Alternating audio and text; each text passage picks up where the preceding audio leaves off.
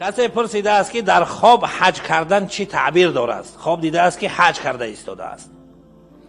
علمای تعبیر حج را در خواب چند تعبیر کردن. یکم، صلاح دین و استقامت در راه دین، یعنی انسان صالح می شود و پایبند شریعت می شود. دوم، در امان بودن، چون که خدا می فرماید که و من دخله کان آمنا، هر کسی که در خانه خدا در آمد در مسجد الحرام اون در امن هست. حج هم چون که در همونجا صورت میگیرد این در امان هست در حرم.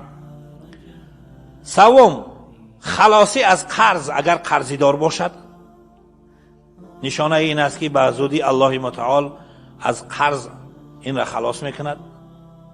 چهارم، ادای امانت های مسلمان ها، یعنی علامت این است که این انسان امانت دار هست. مسلمان ها چی امانتی در دستش گذاشتن در ادا کردن اون قدرت دارد، قادر هست، انسان امین هست.